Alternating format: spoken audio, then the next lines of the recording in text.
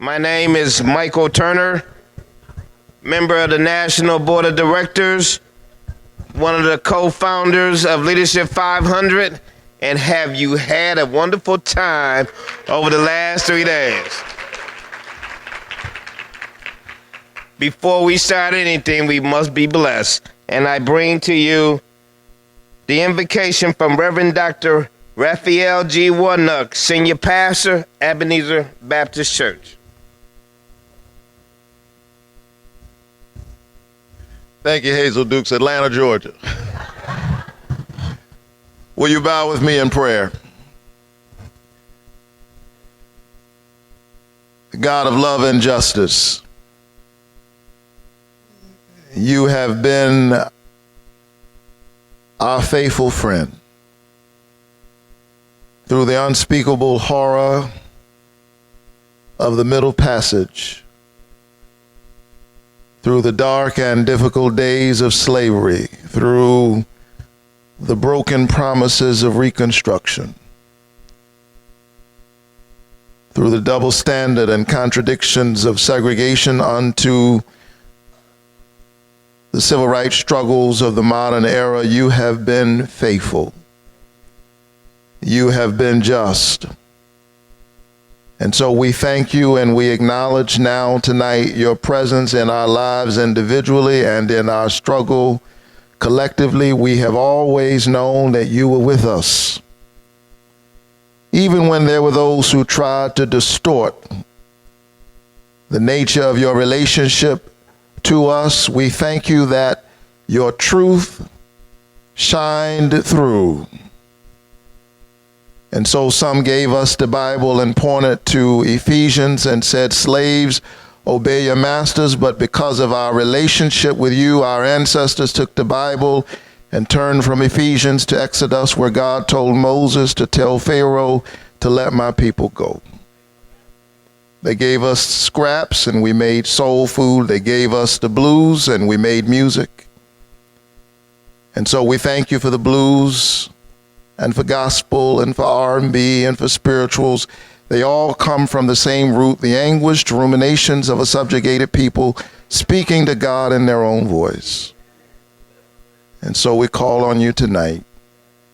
Help us now in the days ahead to give voice to freedom and justice, to be a voice crying in the wilderness, make straight the way of the Lord. Remind us that although we face well-financed, well-organized evil and injustice, that we emerge from a people who overcame. No ocean could hold them down. No chain could shackle them. The spirit of our ancestors rise even tonight to greet us. Spirits that are indomitable, resilient, and triumphant. And so with this faith, we go forward, fighting for voting rights, for the dismantling of the prison industrial complex, for addressing the inequities in our economic system and education and healthcare. May we be instruments of a major game change in the United States of America, and may that spirit flow abroad, because you are the God of all of us, the God who loves us into freedom and frees us into loving. So come now and empower us for this moment. And for this we give you praise even now. Amen. Let the church say amen. You know, I'm a secondary resident down here, so now you see why I come down here, why I do this 6-7 times a year. This is such a beautiful place, and it's even more beautiful to be able to come down here and see people of color like y'all. And some of y'all look a little darker than you did when you came in Thursday. Next, we're going to have greetings from our title sponsor, a man who needs no introduction if you were here last year, a man who speaks with a quiet voice and a big stick because he has this company as one of the title sponsors. And without him, and our other sponsors who you're going to hear often tonight. And I want you to give them a great round of applause and show your appreciation, because without them, we certainly cannot do this. Give it up for Nate Miles, Vice President for Strategic Initiatives, State Government Affairs, the Lilly Company, and Special Contributions member. And if you was here last year, you saw that he was ordained because he preached last year, the Reverend Nate Miles, who, by the way, was just recognized a couple of weeks ago back in his home state as Father of the Year. That's what it's all about. Thank you so much. First, giving honor to God, who's the head of my life, to Reverend Warnock, to the illustrious Rosalind Brock, the chair of this organization. Miss Hayes, that's right. Give it up for Rosalind. It's easy to be here when you're riding on that kind of leadership. To Hazel Dukes, the rest of the members of the board, Miss Adore, I know you're somewhere out here. I look for that hat. I'll see you. I just want to say that it is truly a pleasure and a privilege to be here on behalf of Eli Lilly, to be able to help in some small way to continue the tradition that has been started 10 years ago. I think this is one of the most important pieces that the NAACP does, because it talks about the leadership of the future that's going to take this organization to the next phase. And so Eli Lilly appreciates being here and the things that we're able to do in small ways with colleagues like Karen Boykin-Towns and her organization at Pfizer, trying to find ways to make sure that our lives are happier and healthier, finding new and innovative ways to treat and prevent the diseases that are so ravaging the African American community, as Siobhan Arline and others continue to show. We have a ways to go as it relates to health disparities. And so I'm really glad to be able to be here. On a personal note, I'd just like to say that I'm so impressed with the young people and the things that I've seen, the quality of the programs that are here. And young people, I got to tell you, it did not happen by accident. As I mentioned earlier, Rosalind has just been a stalwart. She saw that there needed to be some planning, because as someone once said, when you're in trouble, if you are not planning to get out, then you are planning to stay in the trouble that you're in. And Rosalind Brock said, we are not planning to stay in that trouble. So 10 years ago, putting this organization, putting this function together was a very visionary move, one that did not come without a few stripes on her back, but she took them proudly for you. So I think we really need to give it up one more time for the chairman and the creator of this, Miss Rosalind Brock. I realize that there are a lot of new ways to do stuff, all of this Twitter and Facebook and all of that, but also remember, young people, that Mother Teresa never had a Facebook page or Twitter, and she went viral with her little orphanage and taught people around the world that she was helping children and that was something good. To realize that you are now fighting for your birthright. Let me say that again, as Freddie Haynes said, you might have missed that. You are fighting for your birthright. You were born on the backs of people, Fannie Lou and Martin and Malcolm and Medgar, and these people who laid down their lives for you to leave you a legacy behind. In this country, programs set up and designed to give you and your kids a leg up, designed to help you build wealth for the future. And there are others, immigrants, newborn, people all over will continue to try to take that birthright from you. And I don't blame them. Everybody's fighting for the same thing. But we can't be the only ones that are willing to give up what so many people fought for us to have. That's right. You cannot give it up. It was too hard fought. And I just want you to know that as you go back and you start taking what you've got here, as you fight for your birthright, that the generations behind you have your back. All the way down. I remember when Mama was at Western Auto one time, Miss Dukes, and she got up to the front of the line and she didn't have enough money to pay Reverend Warnock for the food that we had. And if there was one thing that Mama hated, was being embarrassed. And I could see when the man told her she didn't have enough when she gave him the money, she had to start putting stuff back. The tears that was welling up in her eyes, and the shame because everybody had to wait. See, y'all got scanners now, but back then they literally had to take it off your bill and call the manager to come forward, and all the people behind breathing hard. And Mama was sitting there, and the tears welled up in her eyes. And all of a sudden, from the back of the line, somebody said, "Don't you worry about it, mister. Don't you worry about it." And I turned around, and it was J.D. Collins. Mr. J.D., we always called him one of Daddy's friends. He said, "That's Booker T. Miles' boy and his wife. And I know he's good for it. Just put it on my bill."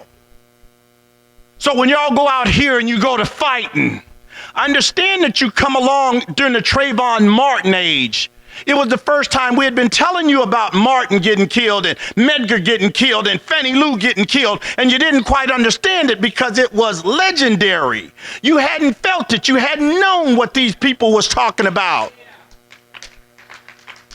But last year, down in Florida, when the Trayvon deal came out and I saw the tears in your eyes rolling down, and for the first time, it became real to you what injustice felt like.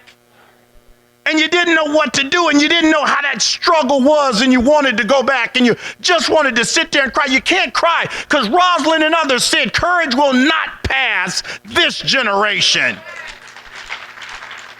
So with us backing you, straighten your shoulders up, stick your chest out, dry your tears, and get back on the battlefield. Know that you got to go in punching, and don't let them throw you out. And don't plan to leave, because the struggle never ends. And so keep on struggling, young people. Leadership 500, get the next 500 in. Struggle and get the next 500 in. Struggle and get the next 500 in. Until righteousness rolls down like water and justice like a mighty stream. Keep on fighting, young people. God bless you. I told you that brother could preach. And he didn't start preaching until Leadership 500. Before we go to dinner, I'm going to play a little exercise, and I want you guys to work with me. I'm going to call some names. And after I call the name, I want everybody, one clap, okay? And when I call your company, if you are here and you represent that company, please stand. Lily. All right, some of y'all went to public school. I said one clap. I understand that. See, the ones who went to private school, they didn't do that. But all right, I went to public school too. That's okay. Comcast, NBC Universal. Y'all got it. Cracker Barrel. Wells Fargo. WK Kellogg Foundation. Gilead. FedEx. Some of y'all might clap twice on this, but I ain't mad at you. Chirac.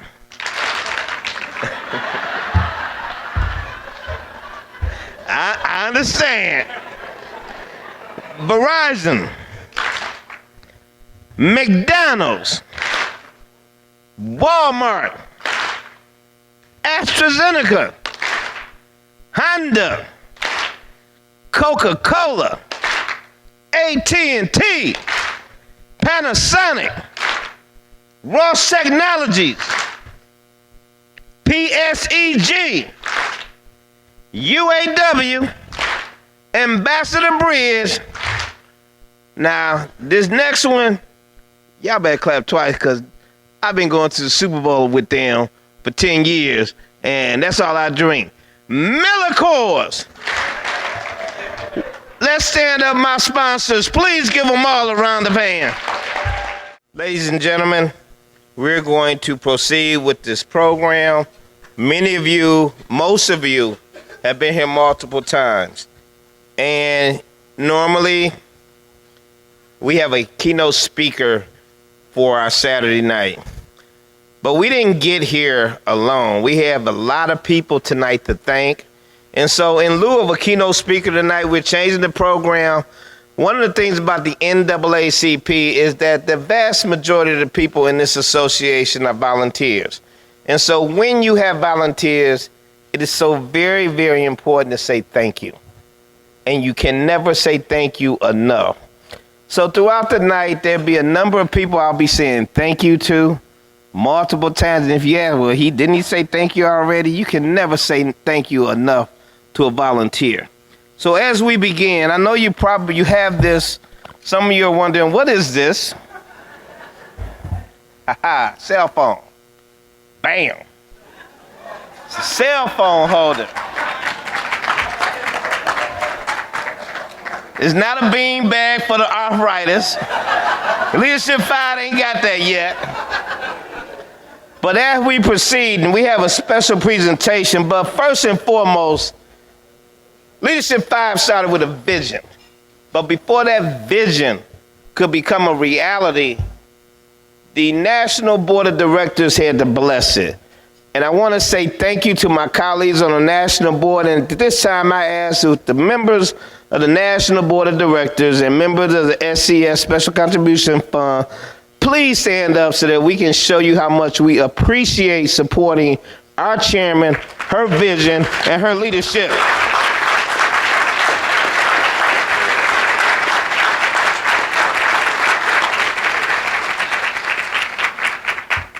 Now, there's another very special person in here.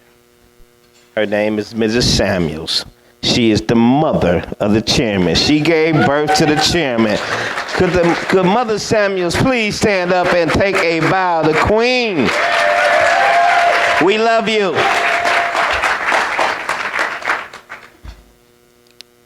Now, without further ado, do I have my cue? Now, you see these mics up here, we have new addition. Psych. Yeah, we got jokes in Leadership 500. We now have a presentation from Leaders in the Making. Leadership 500 youth delegates are going to give us a special 10th anniversary presentation. Let's give it up for the future.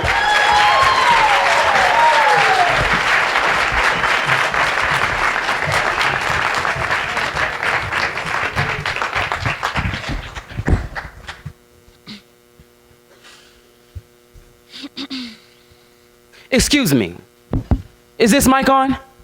Good. Because I have something to say. Something I need to address, you know. Get it off my chest, and then I'll be on my way. Is that okay? Okay. I am black. African American. Once called colored, Negro, And some other words. depending on how far back you go. Still. I have the mic, as you are fully aware, so I will use this opportunity to boldly declare that I am black. I am black. I am black. That you took one look at me and thought you knew that. But I'm not speaking of the color of my skin. I'm speaking more so of the spirit within. The construct of my being. My how, why, and when. And I am sharing this information in hopes to get to you. That my black is an asset. And not a threat to you. And maybe once we reach an understanding, We can work together. to make the world the best it can be.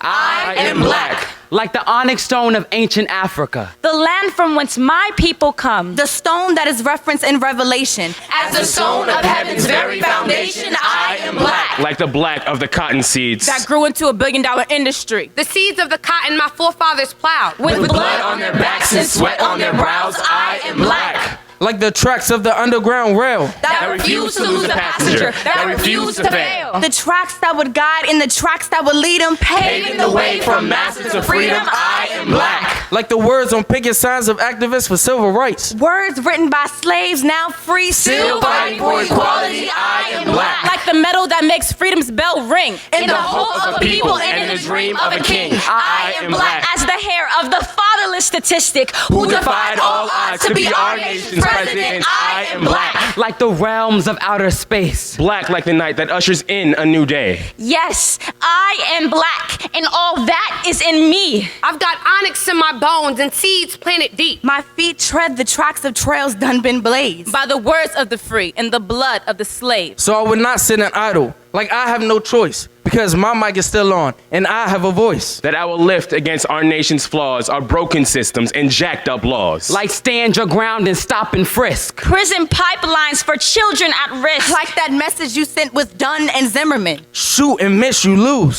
Shoot and kill, you win. And that's not all I have to say. There are a few more things we still need today. Like justice and freedom and equity. For every race, color, gender, and creed. We need extended Medicaid and affordable health care. Minimum wage increases and reformed welfare. Voter rights protection and affirmative acts. Less racial profiling and more searching for facts. We need more access to Social Security. And a better plan for parolee reentry. We need more jobs and better schools. And better programs for our youth. We need our voices in our streets and fathers in our homes. Because we set the mark and we set the tone for the ones that will follow in the days to come. So we cannot be silent till our work is done. I am black. And I want you to see That come what may, courage did not skip me. all that black that came before me is what I am made of. The strength, the faith, the courage, and the love. And I recognize my responsibility to carry the flame of the torch that was lit for me. You may take my history out of your curriculum, but you cannot take the spirit away from me. Black is a color woven in our nation's tapestry. With yellows and browns and reds and whites. We all make it beautiful when we shine our lights. We must all do our part so the next generation Can boldly stand at this mic and have a different conversation. I am basketball. I am music. I am science. I am business. I am dance. I am karate. I am soccer. I am speed. I am medicine. I am going places. I am me. I am black. I am black. I am black. I am black. I am black. I am black. I am black. I am black.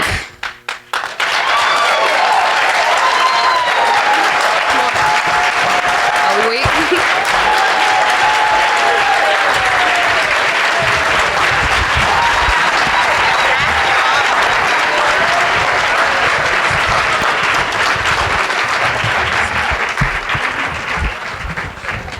This is the NAACP. You see me? You hear me? Leadership by design.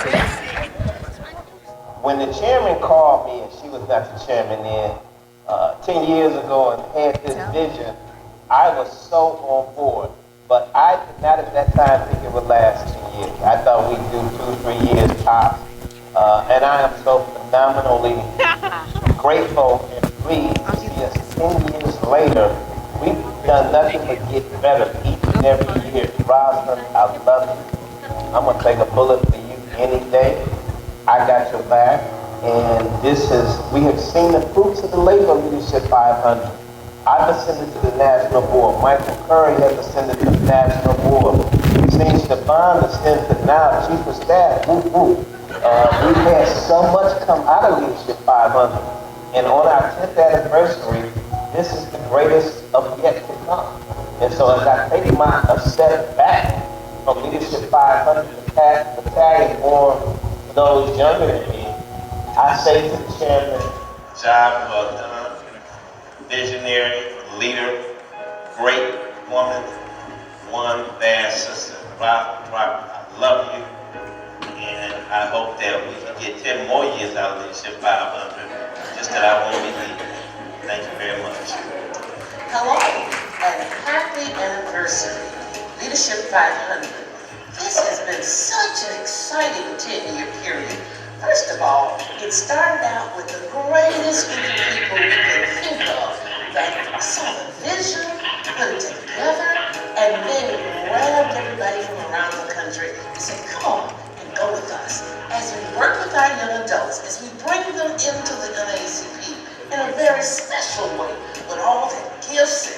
to their resources.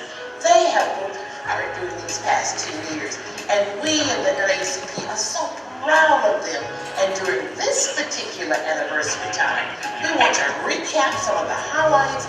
We want to lift up those who have gone on to become leaders in the association in many different capacities. We are so excited to see just what has been going on and what will go on in the future. So happy anniversary from the Florida State Conference and from all of us who love you. Wow, 10 years. Congratulations, Leadership 500.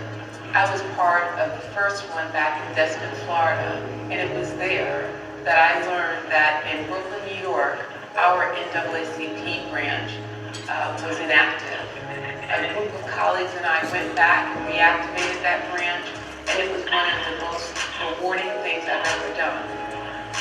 It is through Leadership 500 that we have brought back thousands of young professionals into the association. And for that, Chairman Brock and that small group should be commended for its work. This work has yielded new leadership for times such as this. And so, congratulations, continued success, and courage will not skip this generation. I want to congratulate Chairman Brock, Michael Turner, and the other founders of Leadership 500. In the Boston NAACP, we have a phrase, leadership requires an investment. That's the work of Leadership 500. I'm honored and humbled to be a participant over the many years in Leadership 500. I honestly recognize the work I do as a branch president, my newly elected role on the national board as a result of the work of Leadership 500, and I want to say thank you for that. I'm often reminded when I'm at Leadership 500 of the young leaders who founded this organization. And I think back to 1905 and 1906, the Niagara movement, when W.E.B. Du Bois was in his mid-30s. William Monroe Trotter was in his early 30s, and they were doing the work around civil rights and social justice. I feel that every time I attend the conference, and I look forward to attending many more in the future. Congratulations, Chairman Brock, and members of the Leadership 500 team. I have watched over the last 10 years and seen the progress we've made in bringing young professionals into the NAACP. Absolutely, your tagline, courage will not skip this generation, is shown throughout the association. Much success. Congratulations, Chairman Brock, on this wonderful 10th year anniversary of Leadership 500.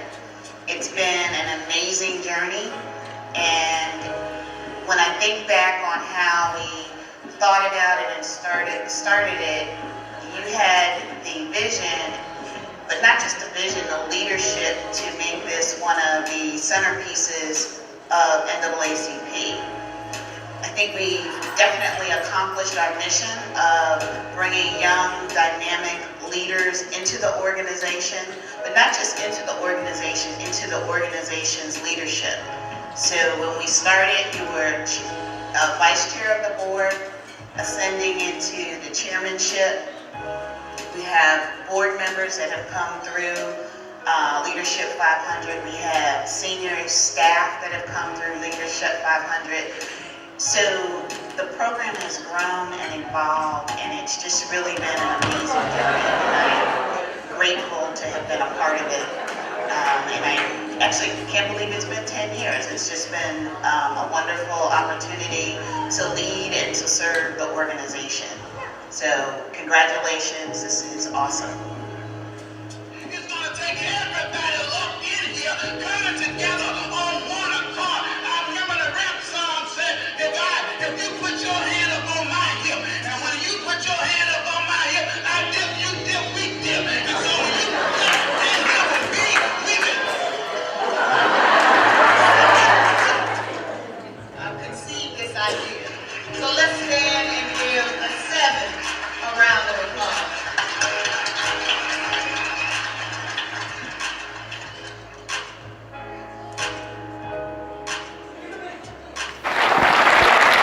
Wow.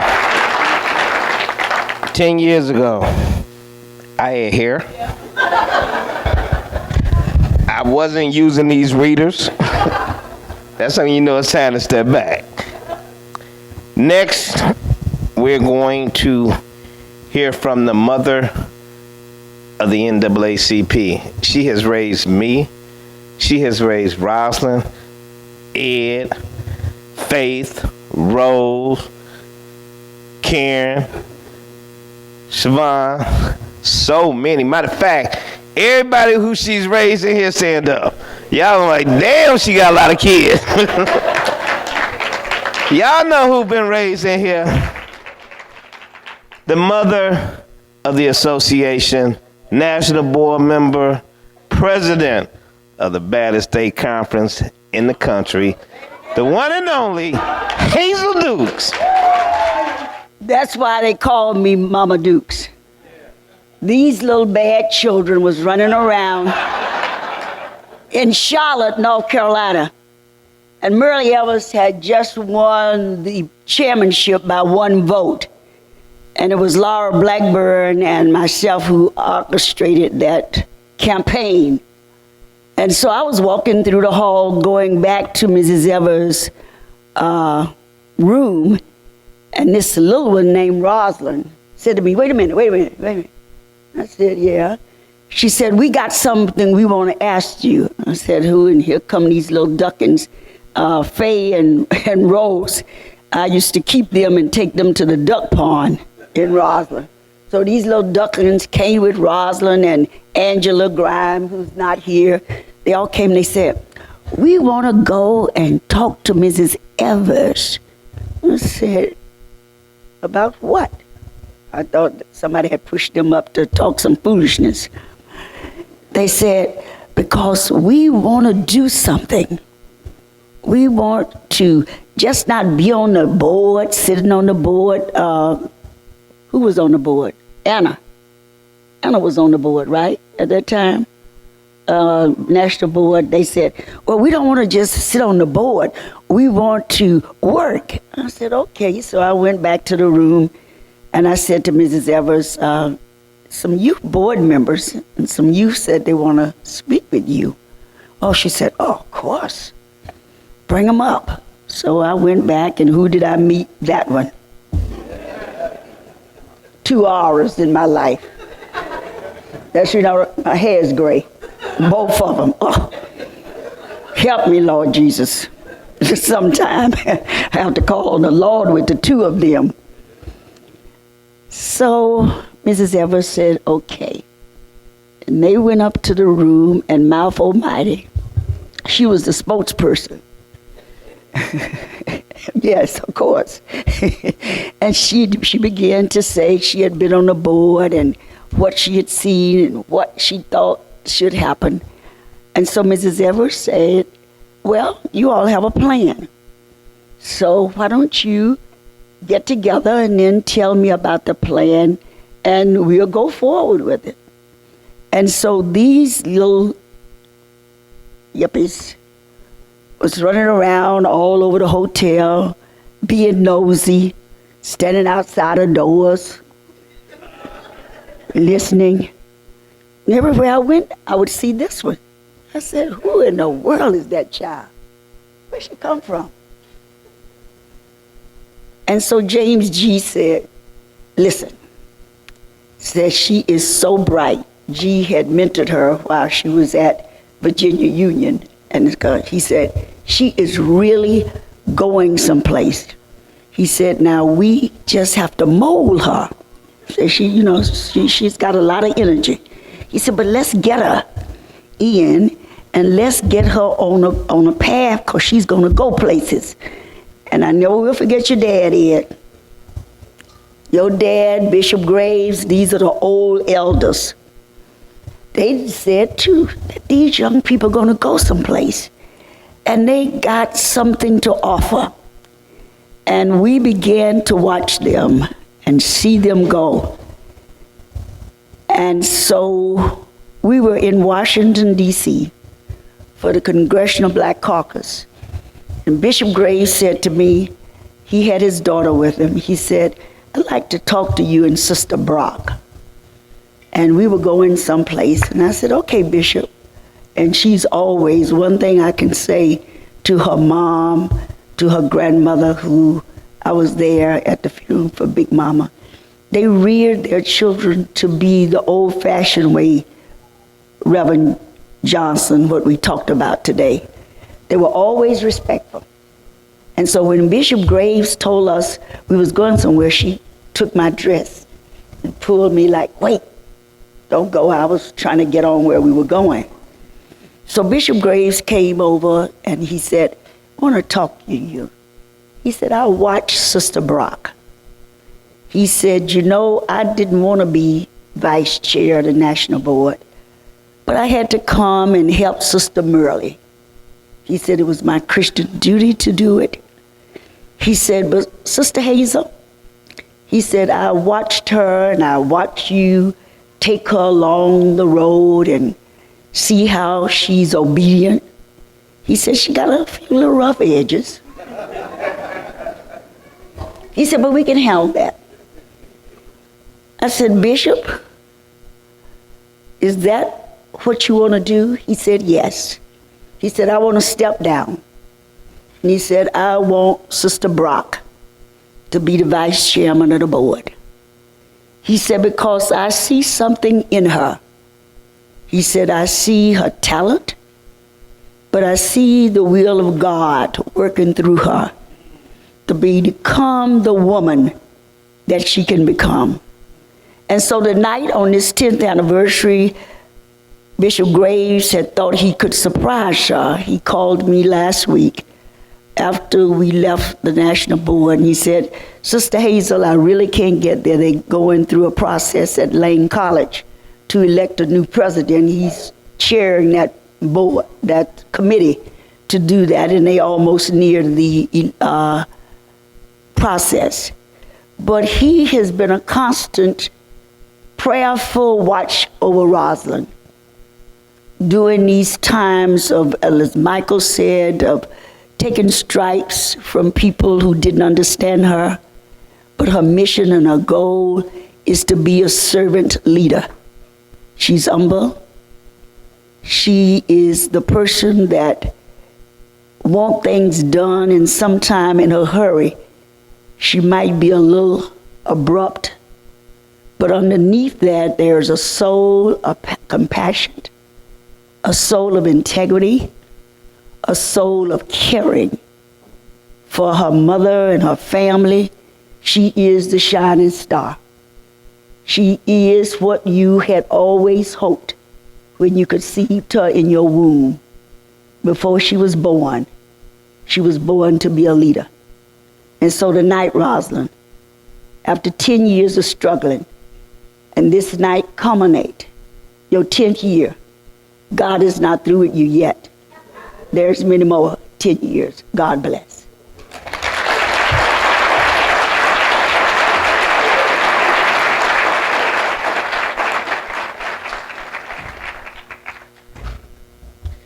Next, we're going to have one of our founders who has relocated a couple of years ago to Australia. He's a high-powered attorney, came up in the NAACP, and we're going to Skype him in now, right? Hello, everyone. Can everybody hear me now? Brother Boone! Let's give it up for Eric Boone. In Australia, from my living room. Couldn't quite make it there. I had to travel earlier. Singapore, and tomorrow night I'm actually going to get to Canberra, further down. But I can't be there, but I wanted to celebrate it. It has been amazing to see the brainchild of Rosalind Brock. Those initial calls 10 years ago. It's such great value to see what has come up with it. Because of the NAACP, we think altruistically, for the benefit of the nation, without doing something very much for ourselves. When we go to the NAACP, we get to find the self-care that we often cannot communicate. I had the benefit of from Dr. Michelle Reed, burns around me, just the guidance of Mama Dukes, I heard guys. But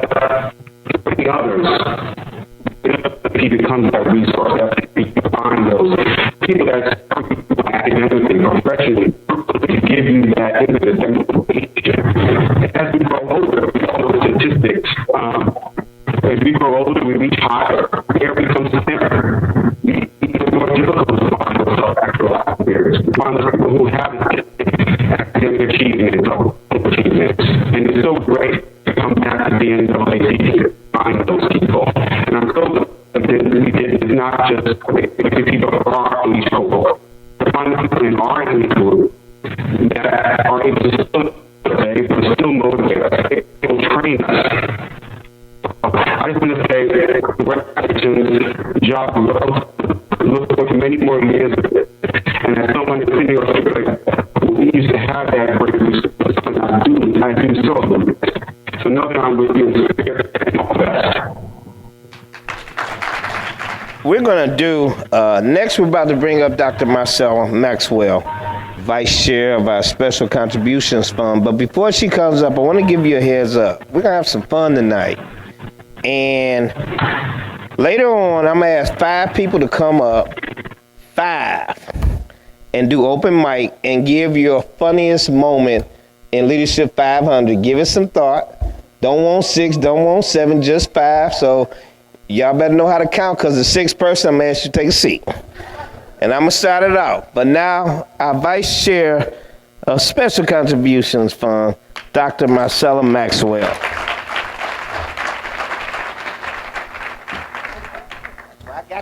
You got me. Thank God he had me. Rosalind, congratulations. To Rosalind Brock, our esteemed chair of the National Board of the NAACP, members of the National Board, members of the Special Contribution Fund, and a special greeting to Adora Obi-Nwezi, the president of the Florida State Conference. And let me also pay respects to the outstanding, efficient staff that helped to put this conference together. This, as you know, and you've heard many times tonight, is the 10th anniversary of the Leadership 500. And I have the distinct pleasure of making this year my 10th anniversary attendance at Leadership 500. For over a decade, I have witnessed this group and the impact of what the conference brings to the larger arena and movement of civil and human rights. Building on generations of power, let all of us, everybody in this room, reflect on how Leadership 500 has evolved over the years and over a decade. 10 years ago, Rosalind McAllister Brock, Michael Turner, who now serves on the National Board, Dr. Rose Blackburn, who now serves on the National Health Committee, Eric Boone, whom you saw in the video, and Eddie Hale, all younger, creative pioneers, envisioned not simply a conference, but a training ground for the next generation of leaders. They made Leadership 500 an environment for young people to network, to take advantage of training and opportunities, and to see and hear role models they could emulate and still have fun. From my vantage point, I witnessed the growth and development of individuals who had participated in Leadership 500. They now are leaders in government, in education, civil rights, the corporate world, social work schools, businesses, economic development, and the church, and using their positions of power to create social change. That's what Leadership 500 is all about.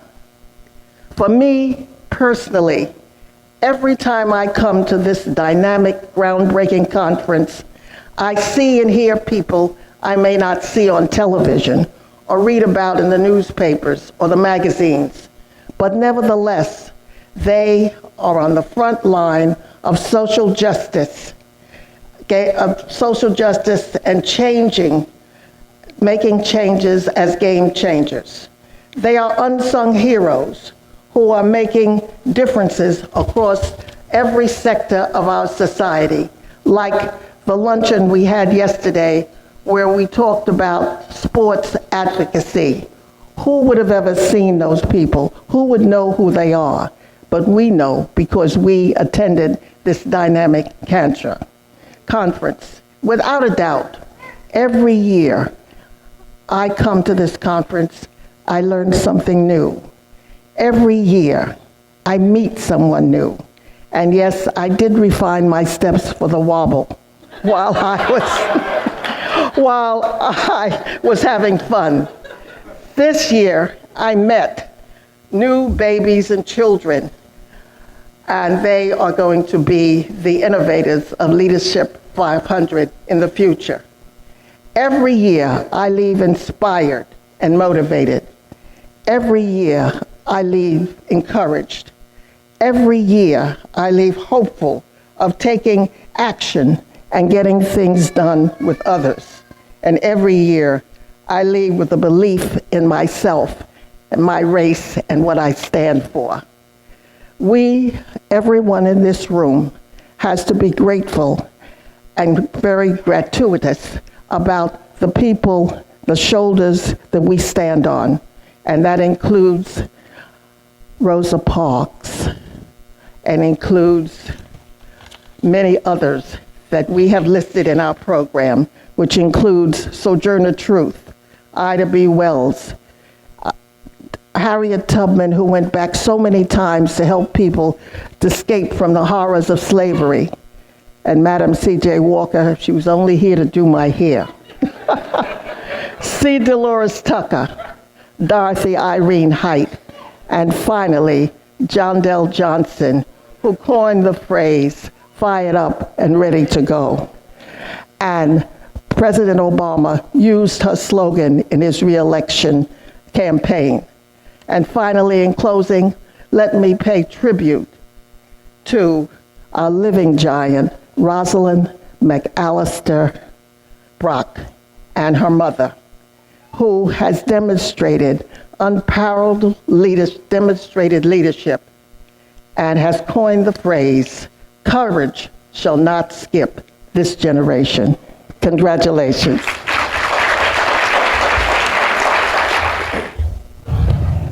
For this next part, I'm going to ask one of our co-founders, Dr. Rose Blackburn, to please come up and join me.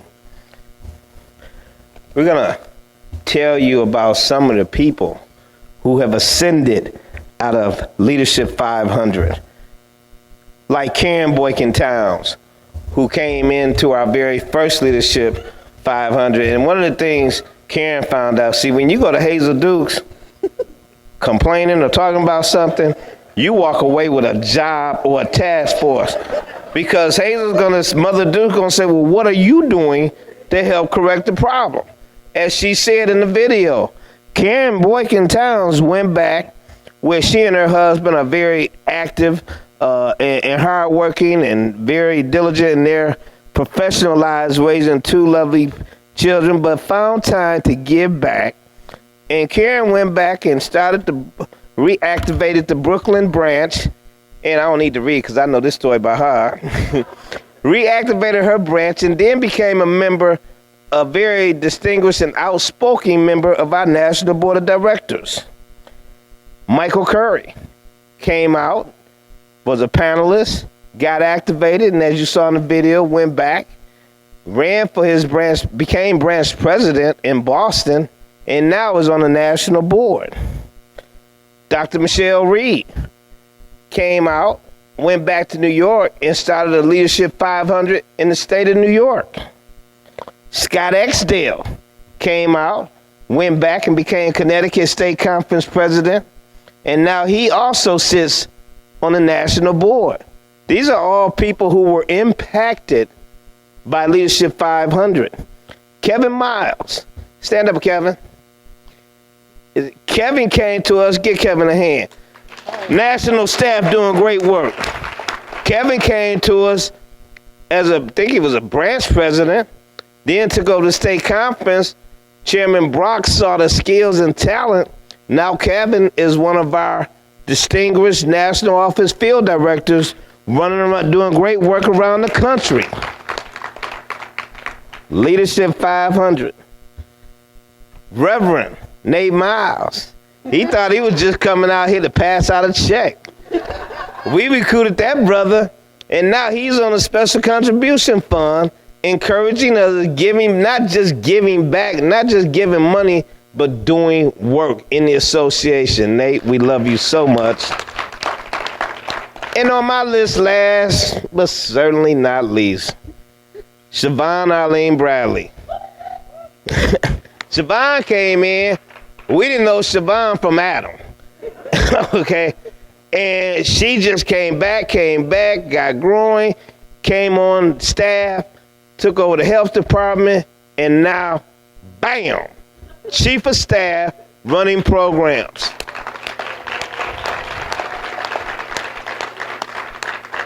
Out here in this audience, there's somebody that in the future is going to be on the national board and work for the national office, and you don't even know it yet.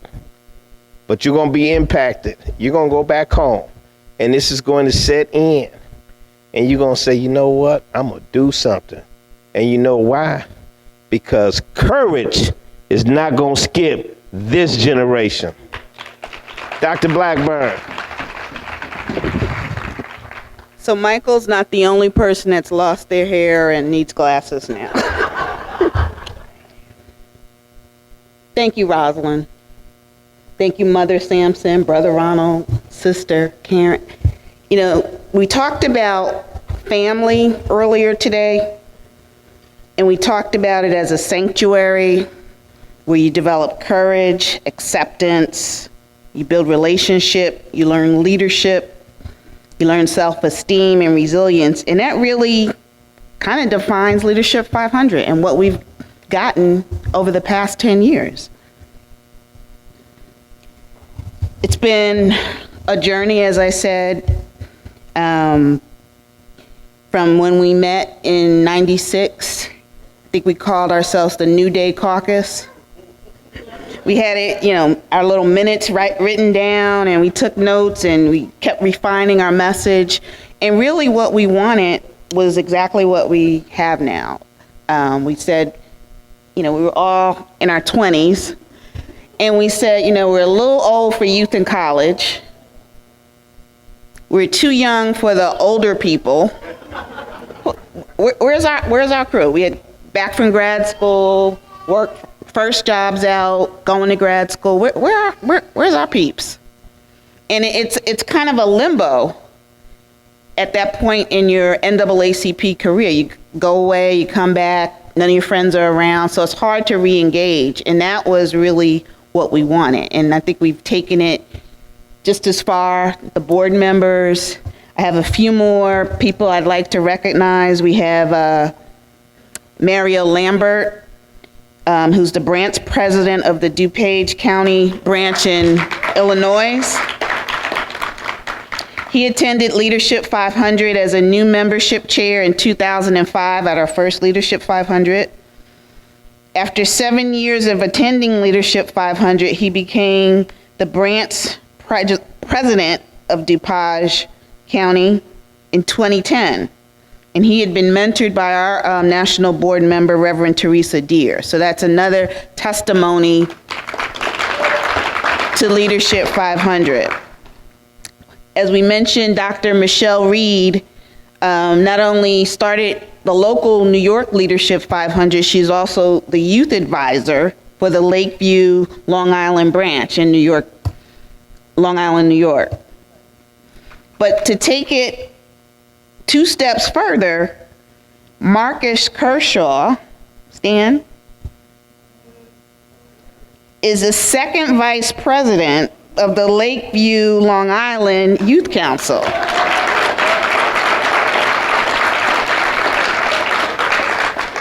Courage is not skipping this generation. And then we have Stephen Kershaw. These are Dr. Reed's twins, my new nephews, who's the treasurer of the Lakeview, Long Island Youth Council. And their mom told me, well, they've already, Marcus has ran a meeting already. Stephen did the financial, really? So no pressure on Micah Bradley. No pressure. We've been passing you around for a reason. No pressure on Langston Johnson. No pressure on my little twins over there. No pressure. We're just saying. Right.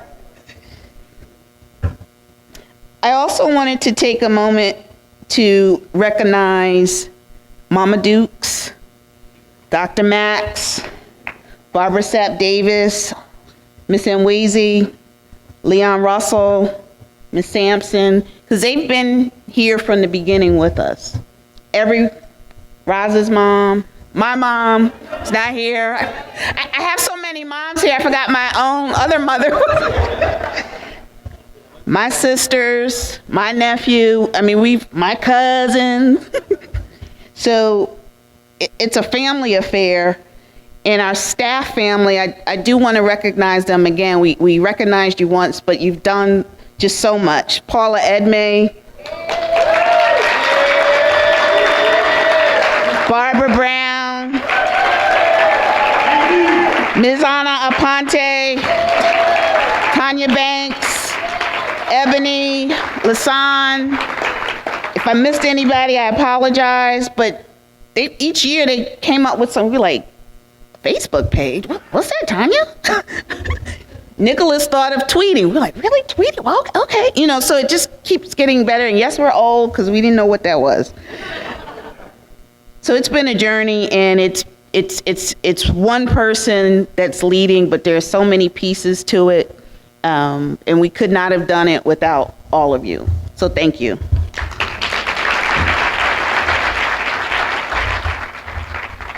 All right. Before we hear from our illustrious leader, we're going to do a little fun, a little open mic, quick and short. As the 5 people who want to come up and tell their funniest moment. I know we got 5. Now, I'm going to start it off with my funniest moment in Leadership 500. It was our very first one. We've been to Destin, Florida, Detroit, Washington, D.C., Scottsdale, Arizona, Hollywood, Florida. Now we're in Naples. Around our very first year, we had BMW. And BMW put out these nice cars. They had the big one, the 745. They had the 650 and the 325. Now BMW said, you go down the block, turn the corner, come back. This is the route. It was less than a mile. Shouldn't be more than 5 minutes. Y'all know where this is going, right? Y'all know one of our cousins act like they didn't get that message. 4 hours later, in 5 shopping bags, they pull up and say, well, what? I thought we could take it out. I'm trying to decide if I want to buy it or not. I can't make this up, true story. So BMW said, all right, we're going to come back next year. And they did. They bought all those 3 lovely cars back, locked them up, said, y'all can't drive, but you can look at it. Here it is. No keys, though, Nate. No keys. That was one of my funniest moments. Is there anybody out brave enough to share a moment? Oh, really? Y'all going to do me like that? Nobody's going to share their funniest moment? Oh, well, I guess that was a flop, Faith. Thought I was going somewhere with that, Madam Chair. So the real story about Karen becoming branch president I think we had just finished, and Miss Dukes and Dr. Maxwell said, "Oh, Karen, let's go to lunch." And they started talking about the Brooklyn, but they're like, "Karen, don't you live in Brooklyn?" Karen's eyes popped, and next thing you know, we're going to reactivate the branch. And she's like, "Oh, that's a great idea." Next thing you know, you were branch president.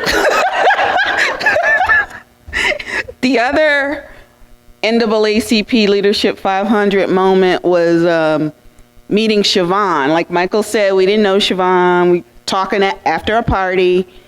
And, you know, she said she was the health chair in Washington. I was like, "Oh, I'm in Maryland." We talked. And we happened to be looking for a health director. And she gave, you know, "Oh, let's keep in touch." We exchanged calls. I said, "Oh, you're a health educator? You have an MPH? Send me your resume. We're looking for somebody." She sent me the resume. I think shortly after we had the convention, I was like, "Karen, psst, we got somebody. We got somebody." And, you know, we made it happen. And the health department has never turned back. My last story, is Ginobili in here? Ginobili? Stand up, Ginobili.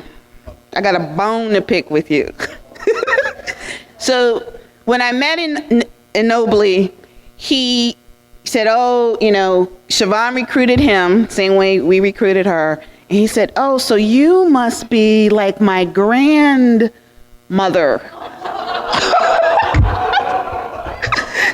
But okay, I got over that, and it really made me feel proud. After my feelings got unheard, it really made me feel proud that, you know, it is 3 generations. It really is. The fruit of the tree, the fruit of the seed that's planted has really flourished. So thank you.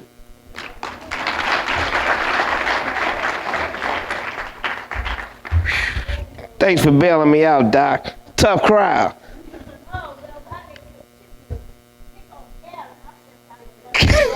I'm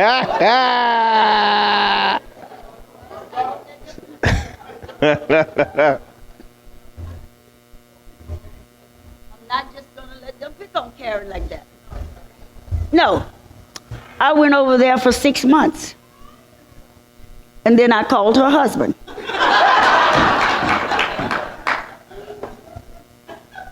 And I talked to Assemblyman. Know you up in Albany, big man. But you know what? Can't be bigger than the NAACP. And he said, "You're absolutely right, Mama Dukes." And he got right in there too. But let me tell you from this family, when Rose talked about the family connection, their daughter, Stand Up Jazz, just completed her freshman year at an HUBC named A&T. And Jazz has been my intern at the New York State office for the last 3 or 4 years. Now listen, the real story. I found the towns. Me. Been knowing them all the time. Her, Rosalind McAllister, Brock came along and took Jazz. When I knowed anything, Jazz was going to be an assistant staff member of the Brock team. I said, "What the hell is that?" Talking about Team Brock. So what the hell is Team Brock? How you come up with that? She just make up anything, you know. Well, Ma, listen, Ma. Jazz can learn. I said she's learning all she needs to know right at 1065 Avenue of the Americas. You got that? No, Ma. She, she'll be there for a week, learning more. I said, "Okay, Roz." Now, the real story is this. Roz is an AKA. Pray for her.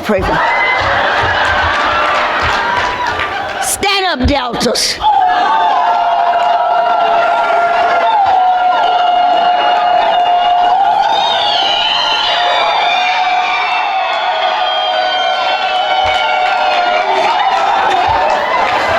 Sit down, Deltas. Y'all got it going on. So she's trying to get, what she was trying to do was get Jazz over. Well, Jazz saw them, and Jazz ain't made up her mind, so her mama trying to be slick. She told me and Sammy last week in Fort Lauderdale, you know, I don't think Jazz ought to be thinking about that now. Because, you know, she got to go to engineering school. Jazz, honey, think about it, because Deltas.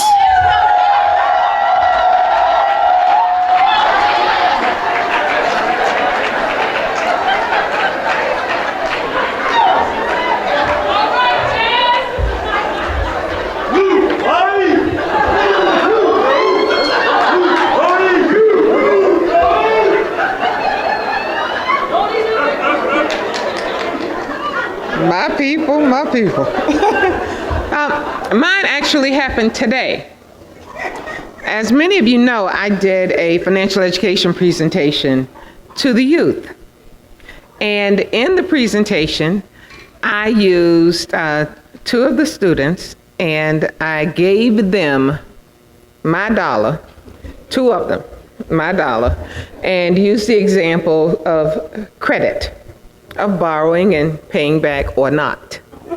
And young people, what's credit about? I can hear you. Trust. Okay, so they got it. So I used the example. I said, okay, let me borrow $1. My dollar. Let me borrow $1. Young man, let me borrow $1. And I told him I'd pay him back Tuesday. And I told him Tuesday came and he couldn't find me anywhere, right? So we go through the example. And I try to borrow other dollars to no avail. And then I said, well, tell you what. We go through the entire example. I get my dollars back. And then after the session is over, I'm over by the elevator, and the young man said, you never did give me back my dollar. Let me see if he's in here. Where are you? Stand up for me. I had to give him the dollar back, but I want you all to watch that young man, because he is going somewhere good. Ladies and gentlemen, let's give Anna Aponte another. Anna Aponte has been with the NAACP for more than most of y'all are old. 45 years, and I tell you, if you wanna get anything done, you gotta go see Anna, and it gets done. We love her and we appreciate you, Anna. Ladies and gentlemen, boys and girls, it is time for our leader. I've had the pleasure to know her for over 30 years. We have grown up together in this association out of college. Actually, I came up like these young men, youth council, young adult committee. I was in the NAACP before college, during college, after college, before marriage, during marriage. And I was born in the NAACP. I'm going to die in the NAACP because I believe that this is the vehicle in which I give back to help others, because I've been very blessed. This lady has a heart of gold, and she got a sharp knife in her purse. She's a child of God. She's a visionary. She is so well educated. But she says what she means, and she means what she says. She saw this vision. When we went in there in 1996, I didn't know we'd be doing this 20-some years later, for 10 years. I thought we was just going in there to raise some hell. And I was all for that. Youth council, youth board members don't get no ideas. But please put your hands together for my sister, my leader, Rosalind McAllister Brock. To all my young people from Alfred Street Baptist Church, where I am the associate minister, I was going around the corner to get a New York Times. Won't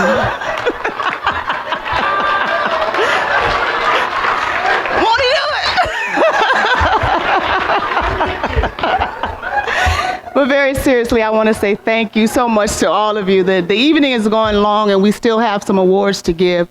But we have talked about some of the founders, but I really want you to see them. You've seen Michael come up again, Rose come up. I want you to see Eddie Hales as well, because no one does this work alone. And when we wanted to have an opportunity, as the story has already been told, we couldn't have done it without Mama Dukes. So Mama Dukes, come on. We want to say thank you to you as well once again. Let's give her a big, big round of applause.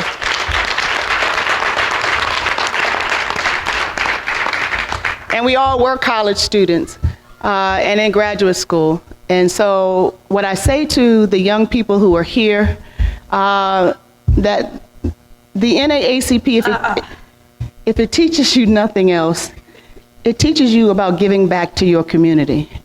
And to whom much is given, much is required. But this is the best family that you will ever have. I've had some of the most outstanding mentors that you can't even imagine. Men and women who've been the wind beneath my wings, because no one does what they do in this world alone. And so I want to say thank you. You've heard my name over and over again, but it wasn't for these young Turks behind me who was willing to stand up and speak truth to power. So Arlea and Daquan and Brendian and John, who are youth board members, and Camelia, who just went off the board. I want you to stand because I want them to come up as well. These are our 7 youth board members and the former board members. For people who think that the NAACP is an old folks organization, we are the only board in this nation that reserves 7 seats on our board for young people. And 30 years ago, you do the math, I was one of them. I started on the board of the NAACP when I was 19 years old. Next Friday, I'll be 49 years old. Been giving my life to this place. And so I am so proud of all of these young men and women for the work that they have done and they continue to do. We didn't say anything about Dr. Francis Johnson, who is a powerhouse in his own right in Georgia, youngest state conference president. We want to say thank you to him and many, many others whose names one may not ever know. But I want to say thank you again to my family, to Mama, I love you so much. Ronald, I appreciate you, I love you, my brother. I want to say thank you to the members of the Alfred Street Baptist Church. Where's my church family? I want y'all to stand. Those young people who are up here were part of our ministry, our young people's ministry at Alfred Street Baptist Church. There are some other adults here. Rodney, I appreciate you so much for working with the singles ministry and making sure. Mama Blanche, I thank you for being here as well. My godmother, I thank you. Also, I want to say thank you to my colleagues who work with me at the Bon Secours Health System. There's a table of you back there. I want you to stand. Bon Secours Health System, stand up. And we also know that courage will not skip this generation, because we brought 2 young people with us as well. I want the 2 young ones to stand up as well, because we understand what this ministry that we do at Leadership 500 is all about. So we're going to go to the awards now? Yeah. Great.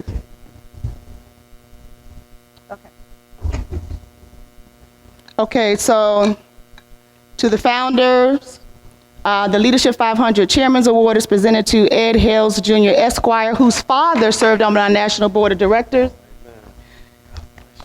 As a founding member of the NAACP Leadership 500, knowing that courage will not skip this generation.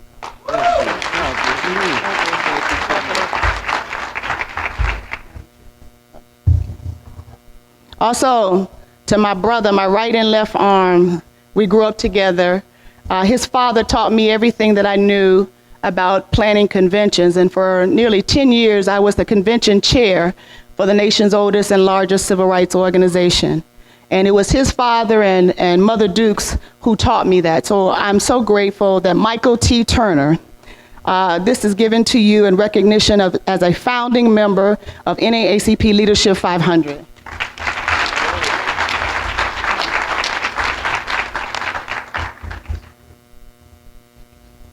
Eric Boone, who you saw as an attorney, an outstanding attorney, who is in Sydney, Australia. Eric is a powerhouse Wall Street attorney who is a member of the National Board of Directors. So you can't say that the NAACP does not build and develop powerful leaders. So this in absentia is given to Eric C. Boone, Esquire.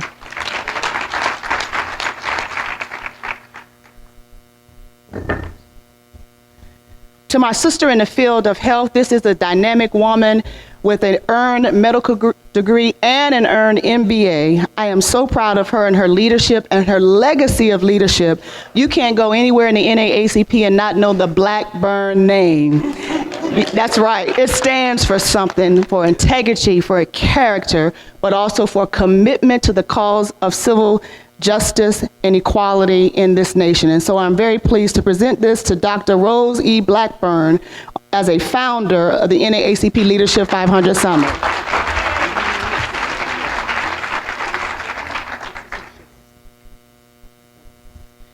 You know, you never know what happens, and I tell young people all over the country, what is this? And I tell them that all the time. Mama Dukes told the story about Bishop Graves when he said, "I've been watching you." And I said to them, you never know who's watching you, what you do, what you say, how you act. And so it's always good to be on your best behavior, even when you're going around the corner, because somebody is watching you. And so there's a woman here who's in the audience, who's brought her family year after year. But also she galvanized the faith community and her fellow NAACP peers who have come here year after year. This woman is also a woman of faith and a woman in the healthcare industry. I'm so pleased that she is the leader of the Long Island Game Changers. She's here tonight, but we also have a special surprise for her. So I'm going to ask that special surprise to come to the podium to allow me to present this award to her and the members of the Long Island Game Changers. Her husband, we flew him in for tonight, Dr. Michelle C. Reed.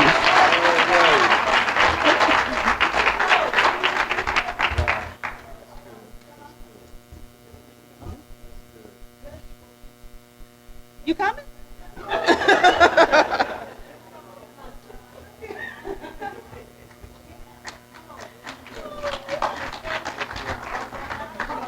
She didn't know that he was coming tonight.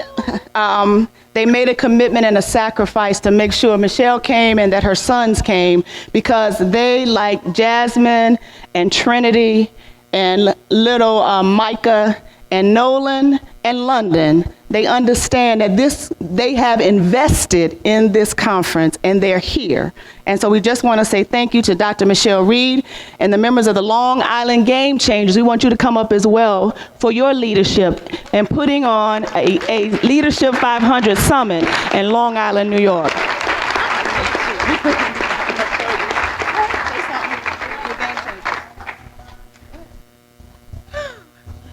I'm sorry.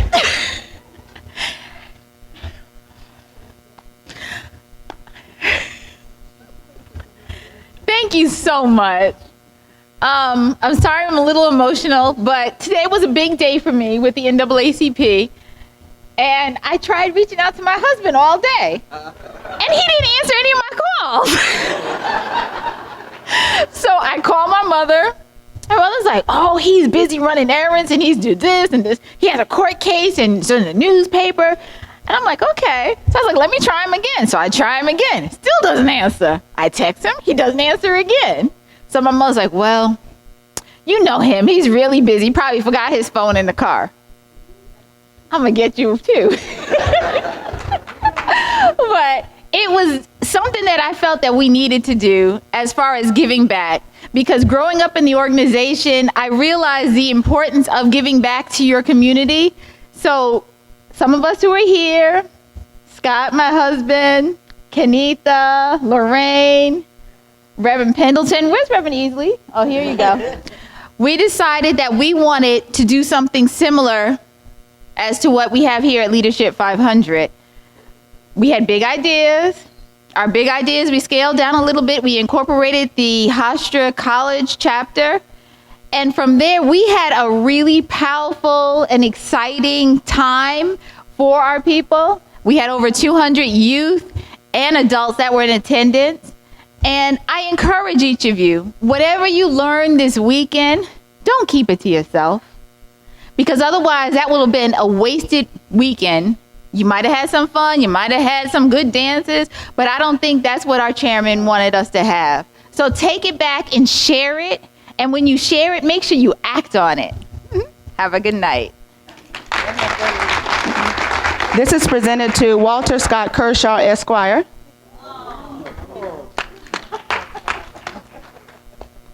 To Shannon Dixon, Darnell Lee, Samantha Malvicio. Okay, we'll give those to you. Cora Neville, Reverend Sedgwick Easley, Lorraine Acock, Tracy Edwards, okay, and Kenitha Pettis. And then also Reverend Collier Pendleton.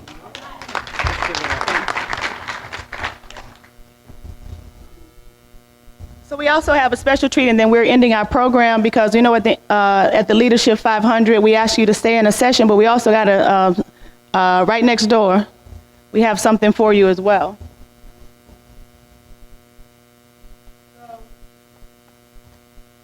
We have a signature refreshment on behalf of the Leadership 500 Summit. It says Double Cross, 10th Anniversary NAACP Leadership 500. And so, Mama Dukes, we're going to present this to you. You know, that given that the hour is late, we're going to give some more of these out later, especially since we have some individuals who may be under the age, and so we want to do things decent and in order. And so we want to say thank you. This is a commemorative item for you on behalf of Leadership 500. But I also want to bring up some individuals. We said something about the staff. But there are some staff members who've been with us from the very beginning, and I want LaSawn Cogan, Eric Oliver, and Tanya Banks to come forward. These three individuals helped me design and put together the platform for Leadership 500 for our first 2005 summit, and they have taken it higher and higher and higher. The Leadership 500 app was done by Eric Oliver.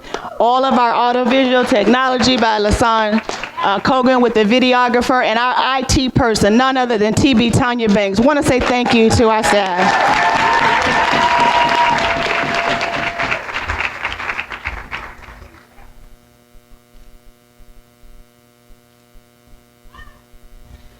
I'm done. I just want to say thank you again for your patience tonight. Michael wants to make an announcement because everyone knows that I've been struggling with 10 years of Leadership 500. And many of the staff know that this was going to be the last one, y'all. Because it's been a journey and a labor of love.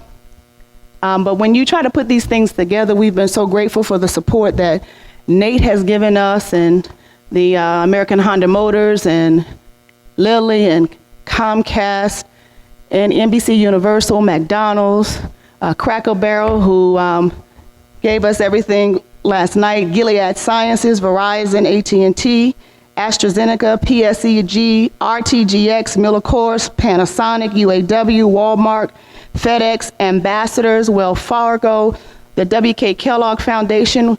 We couldn't say thank you enough to all of our sponsors for continuing this work. And I was saying enough because I'm tired. But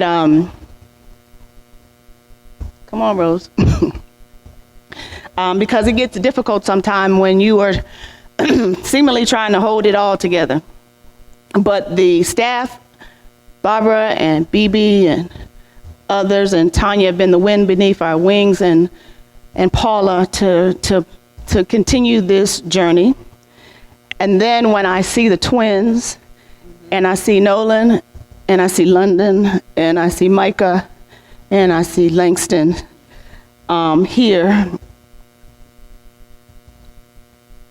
And we said that this circle, if you don't understand it, the goal was for the seniors who brought us this far, Miss Adora, and the red was for the fire that the youth brought to this movement.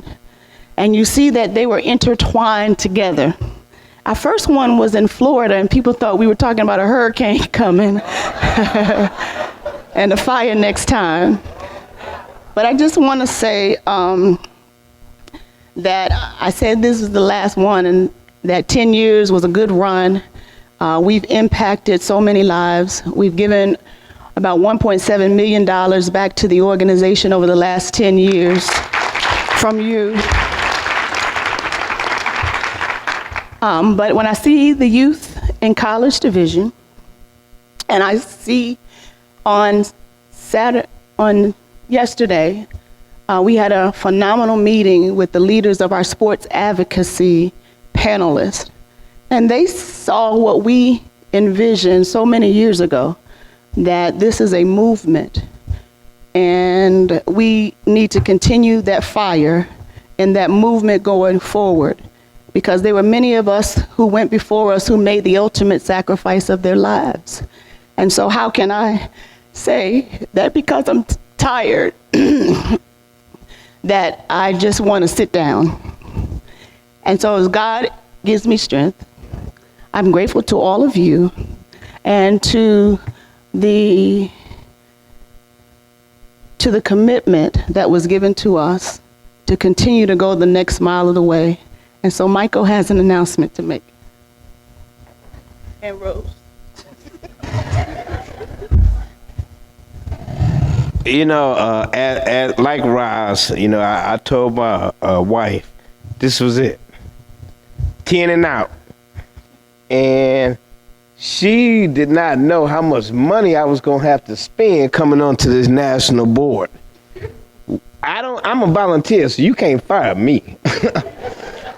Matter of fact, it cost me money to do this, but it's money well spent. I've been so blessed. You know, my wife makes 6 figures, I make 6 figures, and it's our duty to give back.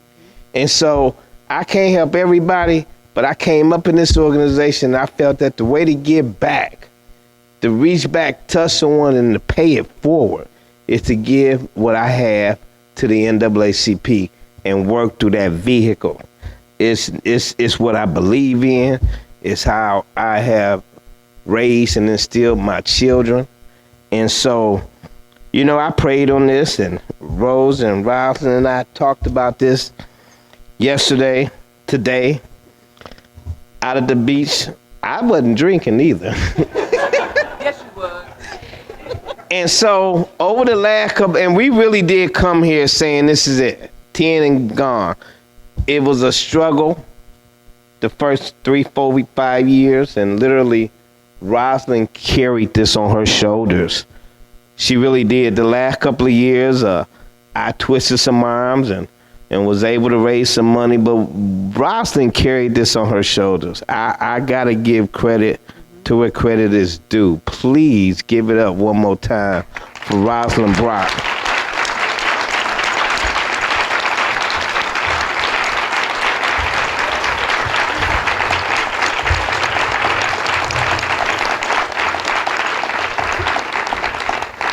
But you know, God is good. And all the time. And something happened at this conference that has truly not happened in the 9 previous years.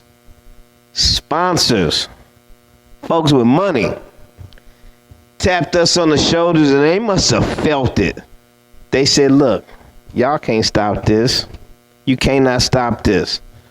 Someone with the integrity and the resume of George Tinsley said, y'all can't stop this. Someone with the relationships and the connections of Sherman Brown said, hey, y'all can't stop this.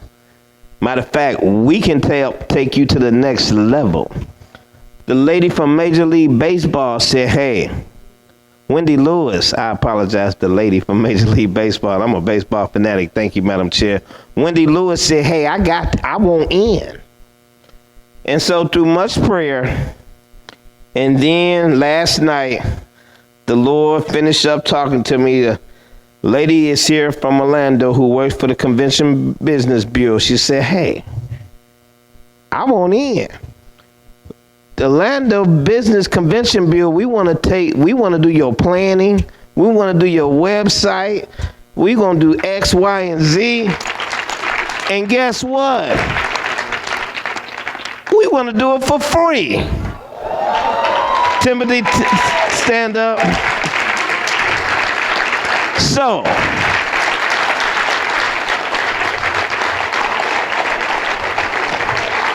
thank you. So, one of my best friend in life is a big wig with Miller Coors in Las Vegas. He said, look, man, I know you've been talking about this. He finally came out. And he's here. He was a moderator. He said, man, Miller Coors wants in. And so with that, there will be a Leadership 511. I am proud to say that we are going to Orlando.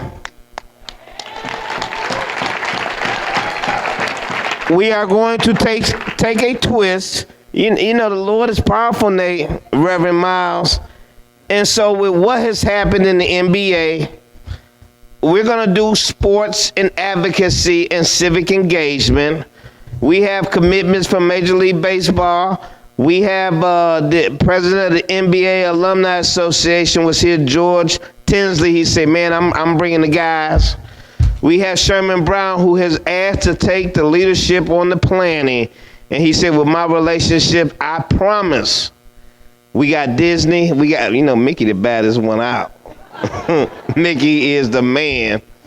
And so, Madam Chair, and Karen and Roz and I, we huddled, and Rose, we huddled. We voted. It wasn't unanimous. She was a no. Let the record state, Mama Dukes. But she was outvoted, and she said this is the land of democracy. So there will be a Leadership 11. It's going to be a little different. It's going to have some different planners, but we are also going, you got to know when to step back. Like I said, Ed, I came into this with hair and glasses. I ain't got no hair and I need glasses. And so I'm going to step back, but I'm going to be in Orlando.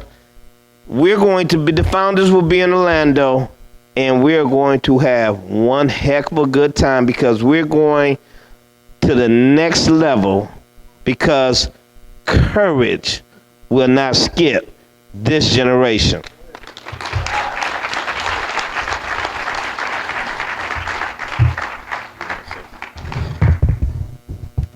We're almost adjourned, and we will see you. Oh, okay. Michael has one more thing. Need a drum roll. See, I had to wait till near the end. As our Reverend makes his way to the stage to get benediction, I had to wait to the end. How many people have been to the NAACP Image Awards? Got this light in my face, so that's why. All right, let me tell you something.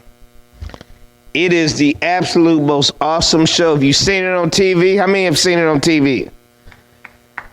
It's that much. It's even better in person. Now, don't y'all tear up this house, please. But underneath 2 chairs are free tickets to the NAACP Image Awards. Now, y'all go for it. Let me tell you tell me who's the lucky winner.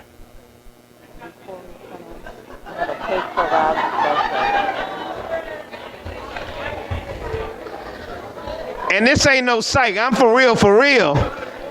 They're free tickets under somebody's chair.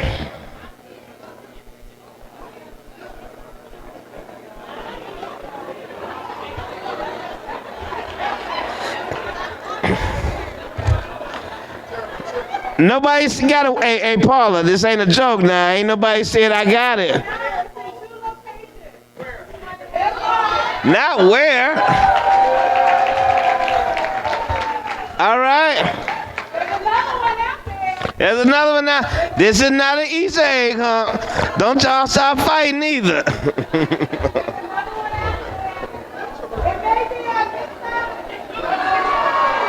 Let's give it up. All right, now, hold on.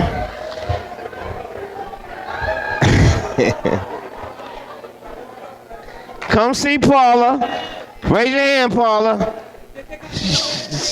All the information is on the back. Now, I need for you to join me. Y'all just key in. Happy birthday to you. Happy birthday to you. Happy birthday, dear Roslyn. Yeah, you know who it was. She's aging out.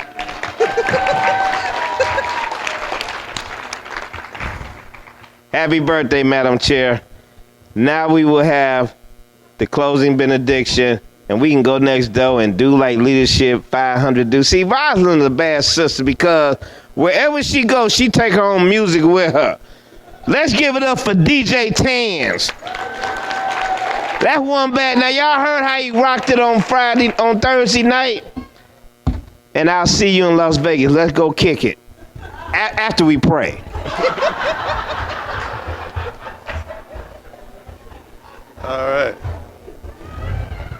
Let us stand together.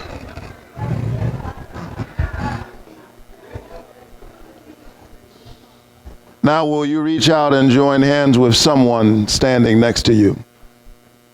Just everybody grab somebody's hand.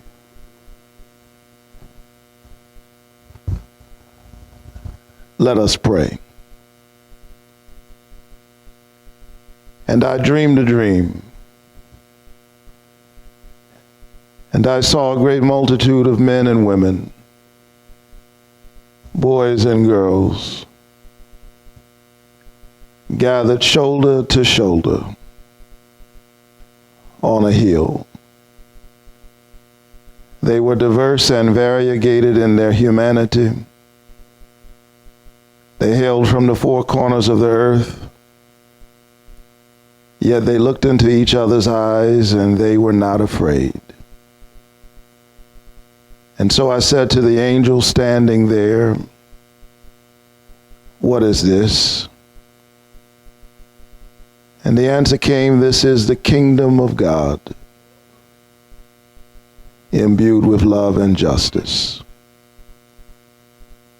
And so I asked, "Where is this?" And the angel answered, "It exists already in the hearts of those who have the courage to believe and struggle." And so I asked, "When is this?" And the answer came, "When we learn the simple art of loving each other as sisters and brothers." And so, oh God, let it be, and amen.